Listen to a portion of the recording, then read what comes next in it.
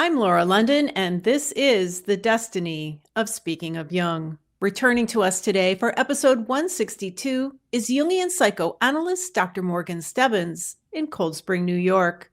He graduated from the University of California Berkeley with a degree in philosophy and religious studies and wrote an honors thesis on cult phenomena in modern American culture. He went on to earn a master's degree in social work from Columbia University and later attended the Union Theological Seminary, earning a Master of Divinity with a thesis on Carl Jung and Jacques Lacan. Dr. Stebbins trained as a Jungian psychoanalyst at the C.G. Jung Institute of New York and graduated with a thesis on the 10 Commandments as a psychological path. He later earned a doctorate in religious studies and hermeneutics from the New York Theological Seminary with the thesis The Bible as Psyche, Tools for Psychological Translation and Contemplation. A Zen practitioner since 1979, he is the creator of the Contemplative Jung program at the New York Zen Center for Contemplative Care and served as adjunct faculty from 2010 to 2015. He has been on the faculty of the C.G. Jung Foundation of New York since 1992 and the New York Theological Seminary since 2012. Dr. Stebbins was the original director of training for the Jungian Psychoanalytic Association of New York, known as the JPA, and continues to serve as a faculty member and supervising analyst. His first book, A Jungian Approach to Transforming Compulsion, a clinical and symbolic guide to OCD, was published on April 1st by Routledge and was the subject of our discussion in episode 158. Dr. Stebbins will join us after these words. Speaking of Jung is a listener-supported show. Please consider joining our Patreon for just $5 a month, and you will gain access to our weekly posts, which include book excerpts, my notes, including lots of book quotes on previous episodes, and for each and every new episode of this podcast. If you don't use Patreon, please visit our support page at speakingofjung.com/support for all the additional ways you can help keep this work alive. People who make one-time or recurring donations receive access to the Patreon notes as well. And please be sure to subscribe to this YouTube channel and give this video a thumbs up. It helps YouTube to recommend our videos, which makes our channel grow. I am also here to remind you of the importance of recording your dreams. Temenos Dream is a revolutionary dream tracking app available for iOS and Android. Now you can record your dreams by speaking into your phone or typing them into the app. Search the app for myths, legends, and fairy tales related to the themes in your dreams. Use the advanced AI interpretation with a focus on Jung's work to look closely at symbols and associations to consider the shadow, anima, animus, archetypes, and much more. Simply download the app and create a free account. Unlimited use is available with a premium subscription. Click on the link in the description box below or on our website, speakingofjung.com, where you will find links to everything discussed in this episode in the show notes section of the episode page. This video edition is being recorded on Thursday, July 16th, 2026, through the magic of StreamYard. Good morning, Dr. Stebbins. Hi, Laura. It's great to see you again. Thanks so much for coming back and your willingness to have another discussion with me. It's really fun. This is a great topic. Yeah, so we're here today to talk about the subject of fate and destiny. And this all stems from a kind of popular quote by Jung about fate. And I'm going to read it here and then what you add to it. So you say the often repeated quote about fate by Jung comes from the 4th chapter of Aeon, which is volume 9, part 2 of the collected works. Paragraph 126, he says, the psychological rule is that when an inner situation is not made conscious, it happens outside as fate. But you go on to say there's another line which changes and clarifies his meaning. Jung continues, If the individual remains undivided and we are not conscious of our inner opposite, the world then acts out the conflict and is torn into opposing halves. Say more. Yeah, it's powerful stuff. So that first part is the sort of kernel that becomes a bad internet meme and is not very useful. Yeah. Because one way to hear that is that if we don't become aware of something, then it causes something to happen in the world. And that's not what Jung meant. And that's where you get a lot of this question of like manifesting and, things like that. What Jung means is that when we're not aware of something, it repeats. And so like any pattern of behavior, any way of seeing things, that's going to have some kind of manifestation in the world. So like if we keep repeating bad relationships, indeed, in the world, we're going to have bad relationships. But that's an inner problem that then becomes lived out in the world. That's what he means. The second part means if we become aware of what our inner division is, which is what neurotic suffering is, then we don't have to project it on the world. And then the world doesn't have to have a big fight. So the fact that societies repress their shadows means that we have warfare. The fact that we are, let's say, somehow not aware of inner divisions means we project it on our neighbor or our spouse, and all of a sudden we have a fight with them. So there's an inner peacefulness that can be developed, but also a world peacefulness. So that term inner division, what's an example of an inner division? Well, it can be almost anything from an assumption, because that's an unconscious idea that we have about the world that's always going to be proven wrong or right, depending on what our ego wants to feel. Or it can be something like everyone has this idea. James Hillman, in his very late books, talked about it in this the idea of the soul's code, and that we're all a kind of acorn, we're going to grow into a tree. There's something in us that's not defined by our conscious mind. It's already there. It's just what Jung calls who we are, or it's our whole selves. Jung also calls it the self. So we might be at odds with it for all sorts of reasons, like we have to adapt to society, or our father always wanted us to be a lawyer. So we're like, and we have a very good relationship with our father, so we're dutifully marching down that path. But it's not the direction that we truly would take if we were on our own. If that division becomes too strong, then it creates a neurosis. Because you do say that neurotic suffering is at the core of this problem. So, and when I say you say, this is from a paper that you wrote when I had asked you to speak on this topic. And there will be quotes from the paper in this week's Patreon post. So another thing you point out that's very important here is that we start with the assumption that our problems are because of the evil world and faithless, soulless others around us. So we're here to talk about fate from a psychological point of view, not a philosophical point of view.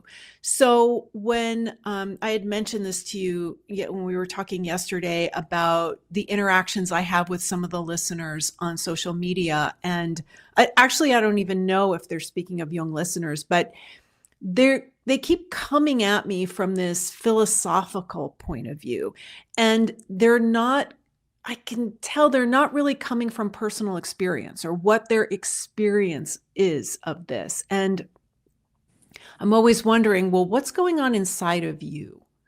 The external causation is what you call it. Bad astrology, heaven and hell, the stars determine our future, God has an unseen plan, and the Western view of karma. So what's another way we can think of this? That's a big list. Yeah. Jung is famous for promoting this idea of a relationship with one's internal process. But that's not all there is. There's the external world, which is the world of people and demands and work and all these things. And then there's your own dreams and desires.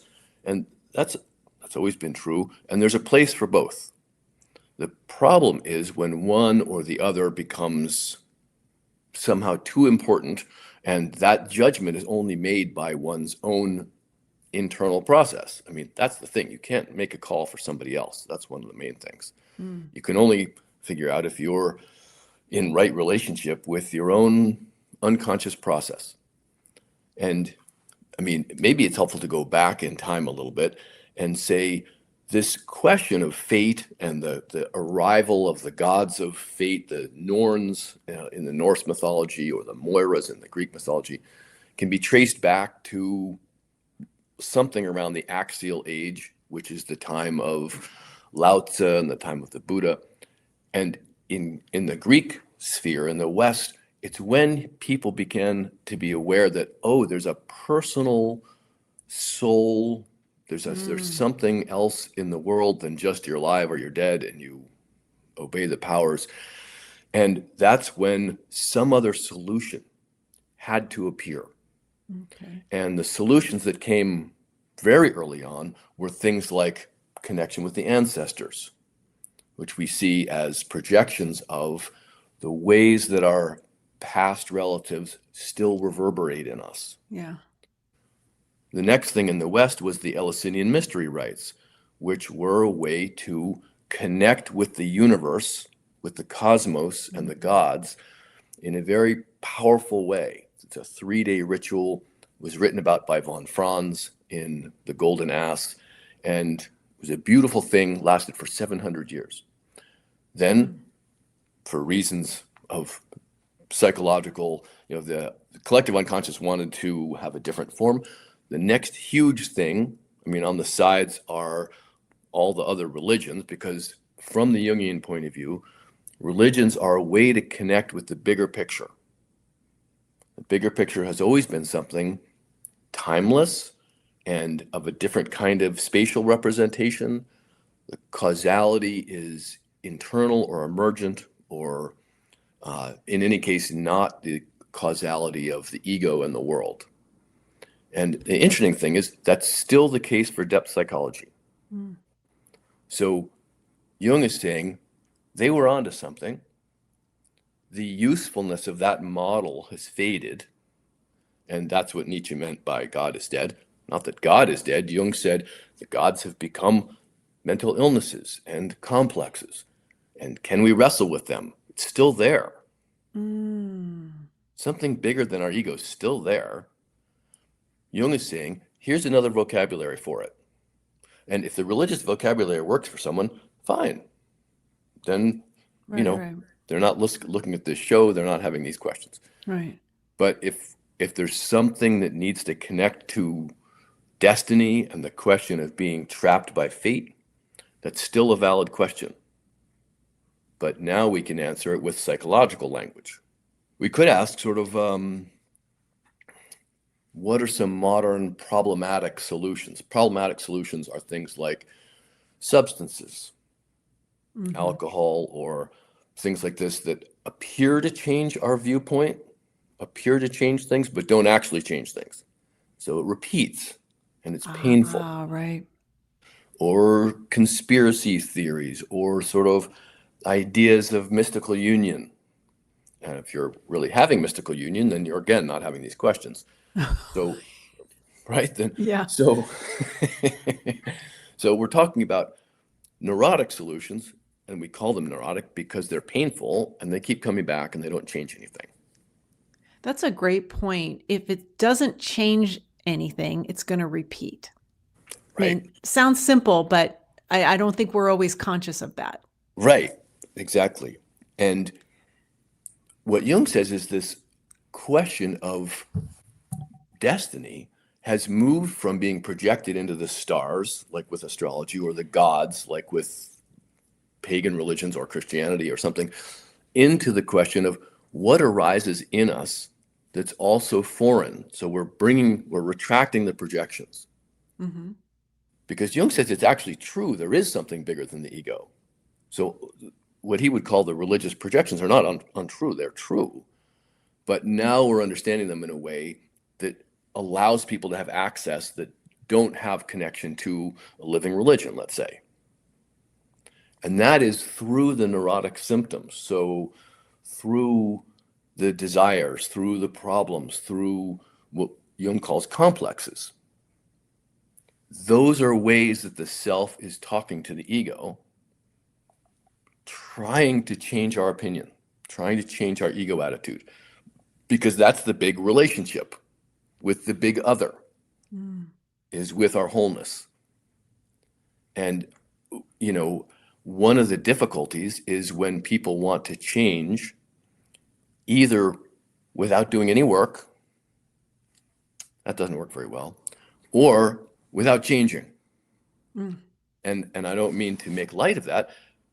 Most people come into analysis, and I came into analysis thinking, okay, doc, how can you make things right so I can be just the same, but things are right? And it takes a while to realize, okay, there's something bigger than me that's trying to change me. There's something bigger than me that's trying to change me. Right. And what is that, again, what is that thing that's bigger than us? Well, it's had a million different names through history.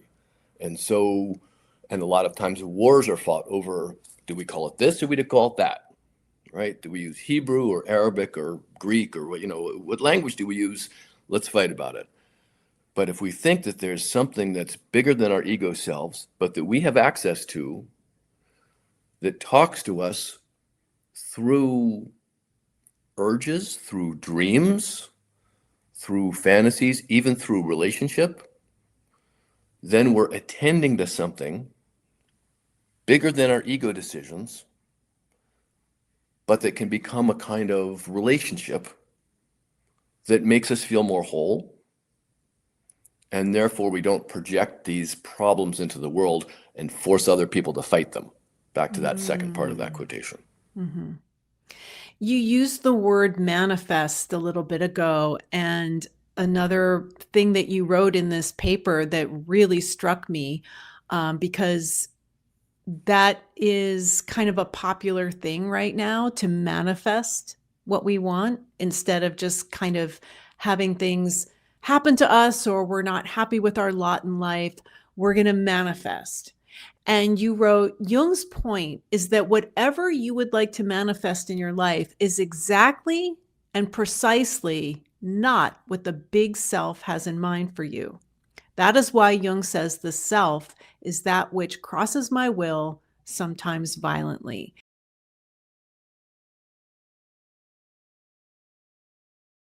And some people that I know, some Jungians that I know, consider the self God. I mean, like, we didn't use the word God. There are religions that don't believe in a creator God. I have a lot of Buddhist friends, right? Sure. So they don't use the word God. So what, I love this. What did you mean by whatever you would like to manifest in your life is exactly and precisely not what the big self has in mind for you? Well, here's an interesting thing. Whether in Buddhism or in Christianity, just those are the two things I studied in comparative religion, so those are what I know best. Okay. The list of sins, the Buddhists don't call them sins, they call them hindrances, which is from the Sanskrit. But the list of things which are problems in your development as a spiritual being are the same. And then the list of things that you should do as a monk, like as a very spiritual person, are also the same. So both of them say there's some things that are being suggested to you from the realm of the divine. And these are the very same things that Jung would have us look at carefully and symbolically, like, let's say, overwhelming affect, like anger, right? For the Buddhists, that's one of the three poisons. For Christians, it's one of the 7 deadly sins. So the old attitude is, don't do it. Just don't do it. Just don't do it. Jung's attitude is, oh, this is coming from somewhere else. This is bigger than you. Sure, it's a problem, but what is it saying to you? Mm-hmm. Where is it going? What's it indicating? In other words, it's actually part of the path. So is there a place either where we're just not aware of our own anger? Mm-hmm. That's one level. And once we're aware of it, things change in the world. We don't project it as much. But also perhaps, let's say we have the fantasy of, doing something terrible.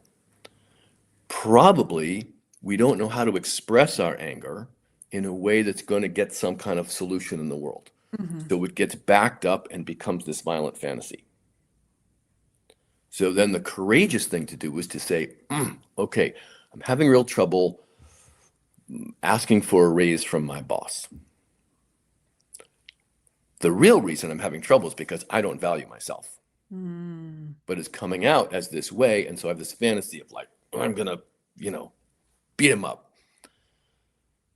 So then the courageous thing is to say, okay, the bigger part of me is saying, you got to get over yourself a little bit.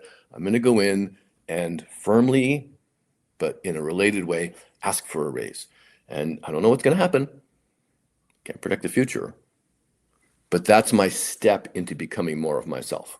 That's a very mundane example, but very useful. Yeah. One of the things I love about Jung's idea of what the bigger part of us is trying to do is that it's useful in analysis, in life, kind of in everyday being who you are. The practical use of Jung's theories. Right. Yeah. So let's talk about fate and the mantic arts. So divination, which is kind of a big thing in the Jungian field. So the I Ching, astrology, the tarot. Tarot, sure. Yeah. And I love the I Ching. I've studied that. Mhm. I love the tarot. Mm-hmm.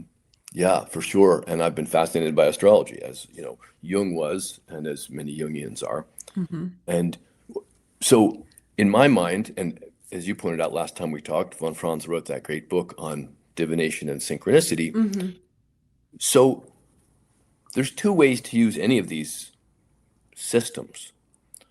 One way is to say what's going to happen, sort of like you watch the old movies and there's the witch and she has all the jewelry and looking at a crystal ball, and Yeah. tall, dark, and handsome. Here's what's going to happen to you. Don't worry, you don't have to do anything. We're just going to tell you. So that's one use of all these things. Or people want to say, what should I do? Let me draw a card. It'll tell me what to do. Yeah. So one way, the first way, is acquiescing to the ego needs. I would like to meet someone tall, dark, and handsome. Absolutely. I will pay you $5 for that bit of insight. Or I don't want to make a hard decision. So let me offload that responsibility onto a religious community or a text or something like that. And Jung has a different idea about all those things. We're using those mantic arts, those future-telling arts, to see a part of ourselves, to see a part of the psyche that we haven't seen. So it's the same thing as finding a dream. This is just it. And people that don't want to look carefully at their dreams sometimes like the predictive arts in order to get away from their own relationship with the self. Great They want point. it to tell them something.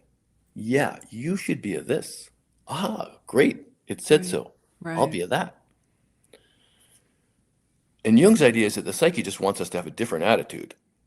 And it's a symbolic attitude. So, but let's say we throw the I Ching and we get a certain configuration and it's mountains over the water.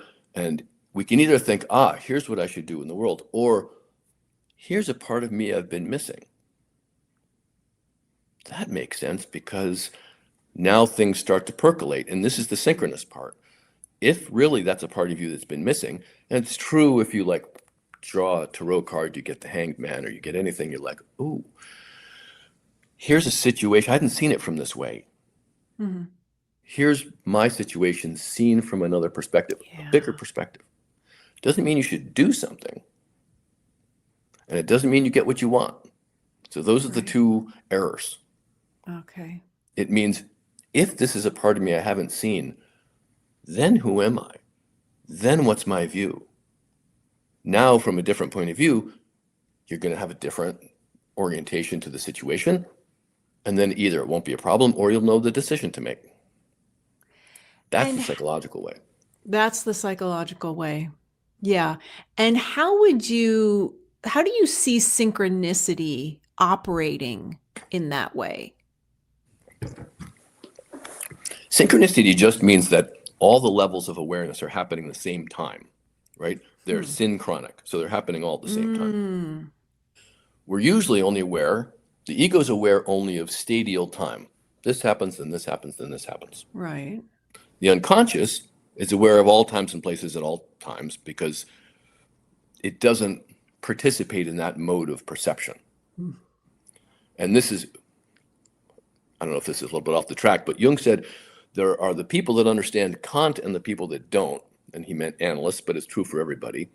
And without getting too much into that, all that means is we either see that all of our perceptions are through a lens, so therefore what we're really seeing is the lens, or we think we're really seeing reality. And Jung says in all sorts of places, if you think that you're seeing reality or you're seeing another person as they truly are, you're kidding yourself. Okay. So the ego sees like time in a sequence, causation in the kind of like physicalist idea of this causes this causes this. But the unconscious and all models of divinity don't see it that way. So synchronicity is a way of slicing into that multi-level idea where, let's say, the most important thing is the level of meaning appears along the level of the timeline. So that's why it's in divination. If we were to line up all the different parts of you at once, what we're going to get is meaning. Right? And that's what everyone wants out of any kind of divination and any kind of synchronicity. Bring something into focus that you didn't see before. So by meaning, what do you mean? What does this mean? What does this mean to me? Well, okay, that cuts to the heart of things. It's, what does it mean to me is not irrelevant if you haven't thought about it, but that doesn't add anything new because that's already what it meant to you. Right. So it's almost like if this is a separate reality, how does it impact what you previously thought was true? Okay. And that's the same thing with dreams. Yes. Right? Jung's idea of the archetypes is that there are structures that are inherent in everybody on the face of the earth. Now, they start to change in form as we drop down into different cultures and then different subcultures in different families. And that's no different than saying we all have the same brain structure. That's one way Jung talks about it. We all have the same set of instincts. Right. Whatever exactly that means. So that means there's something bigger than our personal view. Okay. And Jung thinks that dreams participate in that bigger language. It's the symbolic language. So the dream is if the dream is trying to alter how I'm thinking, then it's not what I'm thinking. So for instance, a person comes in with a dream of their boss, and there's a little difficulty with the boss. And they say, I know why I had that dream, because I was at work yesterday, and there was my boss. Yeah. So that doesn't tell us anything. Also doesn't tell us why they dreamt of that and not the commute to work, the thing they were working on, their dog, their grandparents. There's a lot of things I could have dreamt of, but it was this. Right. We take it symbolically. We think, well, what's a boss? A boss is an authoritative center of power, which organizes the other aspects of work. So where's that in you? Where's your authoritative center of power? And are you having a conflict with your authoritative center of power? That changes everything. That takes it out of time and place. it becomes now a life question, right? Not a question of yesterday at work something. Sorry, did you see that? Did you see balloons going I up? saw a bunch of balloons. What? I have never I've been using StreamYard since January of 2022. Your What the program hell got was very, that? your program got very excited about what I just said. Wow. I mean, I'm just making that up, but I did see it though. I might not edit that out. I was trying to keep a straight face. You did well. That's why I thought you didn't see it. But part of me was like, balloons? Wait a minute. Wow. Maybe we'll take that as synchronous. So, let's do that. So what would you say? What would you say to that? Well, I would say just what I said, which is like there was some, perhaps, I mean, we don't want to get into the idea of causation here, but right. we might want to say, I will take that as some kind of autonomous celebration of a moment we just had. Interesting. So, in the interest of time, I'm going to keep zooming through the notes. Yep. That's why sometimes I don't ask appropriate follow-ups because I want to get through things. And I put this in bold and in red. So I think I should read it. Yes. You wrote, the essentialist religious movements or New Age movements, which I would say were the same thing, they promise a new life, a new future, a change of fate. In these promises, you can somehow connect with your better self, or you can manifest what you want in the world, or you can learn how to identify the evils of other people, all without changing a thing about yourself and without becoming aware of the messy and problematic parts. Not many arrive at the conclusion that this very person that we already are and this way of thinking that we can insulate ourselves or change the world into what we want is the problem. So beautifully said. And then you go on to say, instead, Jung shows us that the real question is how to find what is trying to live through us. Something comes from underneath or above who we think we are. And to me, this paragraph gets to the heart of the concept of fate from a psychological perspective. So we are not wanting to, we think we can influence all of these things which will affect what happens to us without changing a single thing about ourselves.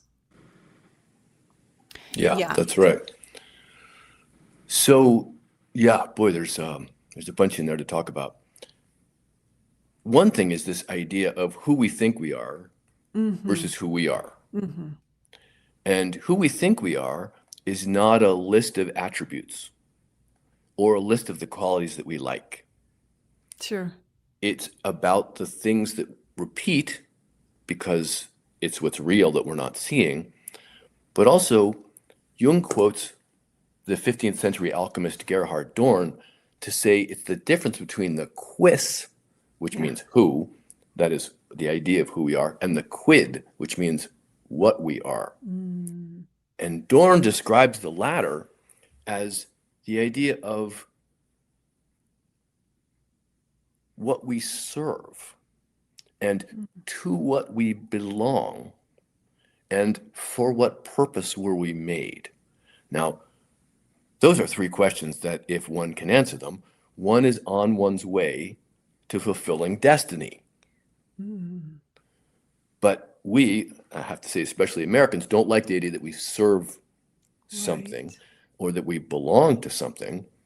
But Jung's idea is that the ego is, in a sense, a very important aspect of, but is within the idea of the totality. So the ego belongs to the totality, and the voice of the totality is the self.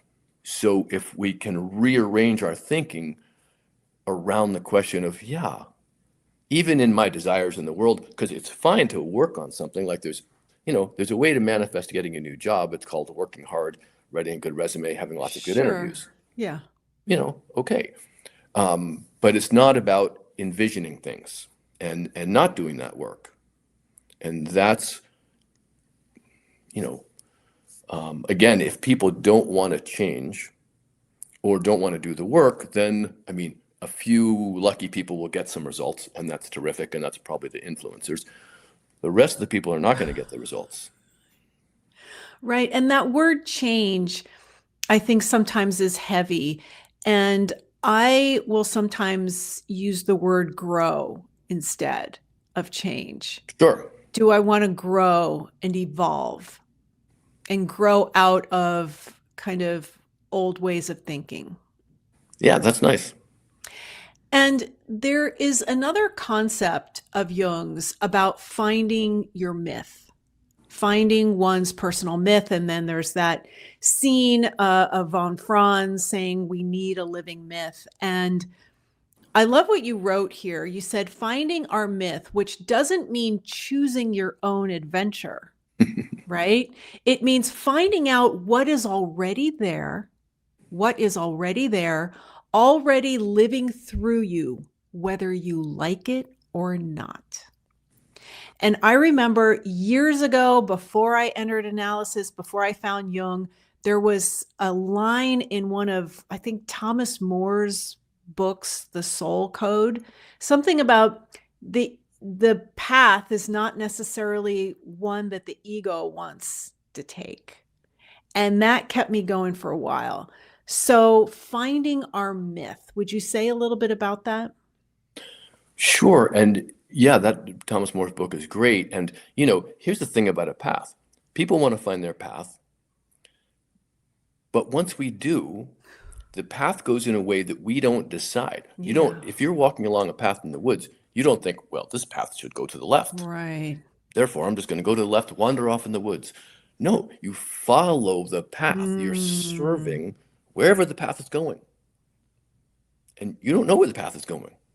Yeah. All you can do is attend to your process, which shows you where the next step is. And then you get to where the path is going. So the path is, in a funny way, a constraint. Right? It's a liberation from all the other options, but it's a constraint. Yeah. Just like all monastic traditions have been based on constraints of some kind, as a form of finding out who you are, which leads to liberation. So that's sort of the paradox. And that's, so fate is the idea that we already are something. Destiny is finding out what that is and then living it. Now, we might not always like it. Jung says, so I have two examples. One of the sort of famous and slightly grim ones is, Jung says, let's say our fate, the thing we can't change, is that we're going to have to go down and explore the depths, let's say, of a deep hole. Well, this can take two forms. We fall into the hole backwards, and that's not a very good way for that to end. Or we think, oh, there's a hole. Let me build a scaffolding, get some lights. I'm going to climb down there and dig around the bottom. It's a totally different situation. Yeah. Both end at the same place in that literal way. So I think that's a lovely way to think about it, because it gets us out of the idea that, oh, maybe I didn't have to go in the hole. No, you have to go in the hole. But how you get there changes everything about it, makes it part of, let's say, will or something. About this, about finding our myth, you also point out that in analysis, this recognition, right, it happens first with the courage to see our own shortcomings. And then by finding the symbolic through line of the images that emerge from these very shortcomings. I thought that was really interesting and really well said.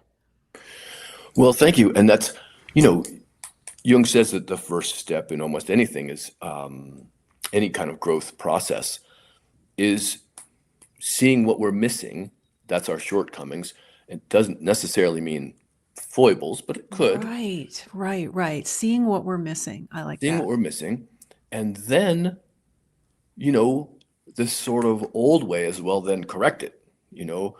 But the Jungian way is, and you might need to correct it, who knows, that's your decision. What does it mean symbolically? So again, like one example is anger, another example is relationship types. We're automatically attracted to certain people, and if we are in some way off track, we're going to get attracted to people that pull us on track, but maybe not in a fun way. So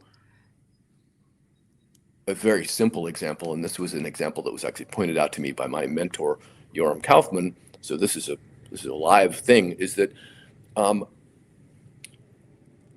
in certain ways I wasn't very self-critical, speaking of not knowing your own foibles. And I had a series of girlfriends who were very critical of me. And I just, in passing, mentioned this to Yoram. And he said, "Oh, you have a denigrating anima." And it just, blew my hair back. Yeah. And because he's not talking about any person out there. He's not saying you need to rewrite your Match.com, or whatever, you need to go for somebody else. And it changed my life. And it allowed me to start wondering, in what ways was I either not critical enough, or in an unseen way critical of myself, that was being projected onto the field of people I was attracted to, and then attracting the thing I didn't see. And you didn't see in yourself. That I didn't see in myself. When I was able to apply that, then I was able to have much healthier relationships. And then I did. I love that example. Thank you for sharing that. Does becoming aware of our inner situation allow us to avoid fate? Well, again, if we have a sort of literalist view, okay, then the answer is no.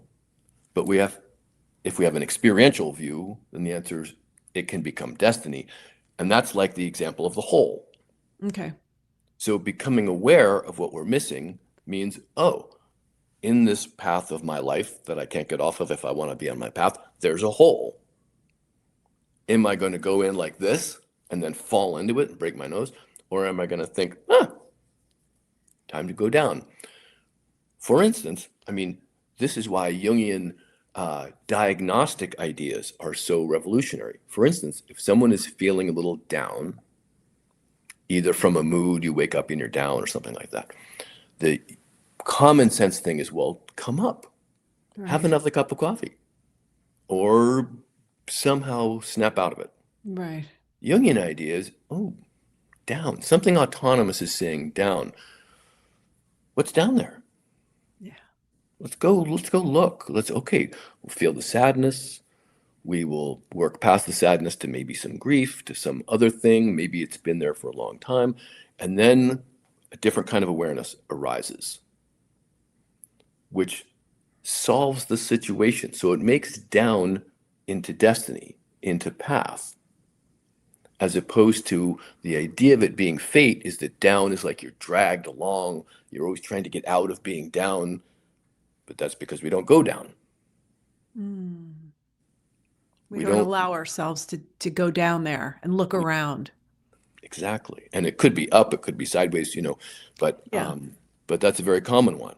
So this idea of fate turning into destiny, that's where we're going here. Right. When a thing that rings of fate arises, we can blame the world in all of its treacherous evil, or we can become aware of our inner situation. This is a radical move. The path of the psyche is becoming aware of our inner other, of our division, and having it out. Yeah, that's right from the second line of that first quotation, which is that if we can be aware of our inner division, then we can fight the battle here. Yeah. And we don't have to then fight the battle with, our spouse or our neighbor or the person in the other country. And And about triggers, it's such a kind of common word now. You say that we can see the things that trigger us as opportunities to know ourselves. Yeah, Yeah. who does that? Right? Who thinks that way? We can only be triggered if we have created the trigger within due to a similar struggle. And the resonance means it gets the chance to appear externally. Right. Right. Jung's, again, radical view is that these things that trigger us are opportunities. Mm-hmm. This doesn't give us license to go around saying mean things because we don't really care if it triggers somebody else. It's not that.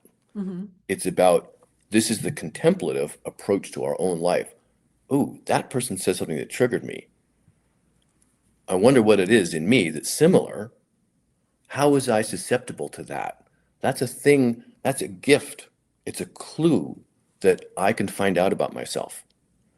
Because after all, if someone criticizes, and everyone can use this as an experiment, someone criticizes you about something which you are completely confident in, you're just going to think, that person doesn't really know me, or that person has some problems, or something. Yeah. But when it catches, Yeah. In fact, crazily enough, I was crossing a bridge the other day, and it had one of these like signs that changes its message, and the message was, no one can make you mad if you're not already mad. It was like, Wow. message from the heavens. Who in the Wow. highway department put that up there? And I thought, right, if you're upset about something, the next thing that you don't like is going to trigger you, and it's going to be about them. And Jung talks about this in the second chapter of Ion, when he's talking about the shadow, and he says, it just makes us sterile. It makes us cocooned. It makes us blame the world. It's not generative. Okay. When we have it out with ourselves this way, our existence becomes generative. And think about a life in which we don't blame other people. We approach them in a sort of open way. And if we get triggered, we investigate ourselves. This doesn't mean we have to like them. I mean, there are people out there we don't have to like, but we can like them in a non-neurotic, non-projective way. Yes. Yes. Great point. I mean, one thing is apocalyptic fantasies. Okay. Ideas of apocalypse and end time. Apocalypse in Greek means revelation. Mm-hmm. So something about the idea that it's the end time, and there's lots of dreams about this, and people are saying, we're in a time of particular stress. And I just think that's their cue that there's something they could look at. How could today be more stressful than World War II or World War I? Yeah. Or, I mean, I just go back in history, and it seems like a lot of stressful times. Yeah. So that apocalyptic mindset is a clue that there's something going on that wants to change you, reveal something. It's the end of one time, the beginning of a new time for your own total self. I want to thank you for your time today and for indulging me on this topic. Do you have anything coming up? Any events or speaking engagements, or you're writing? I mean, this essay might come out somewhere, although Yeah. there's no plans for that yet.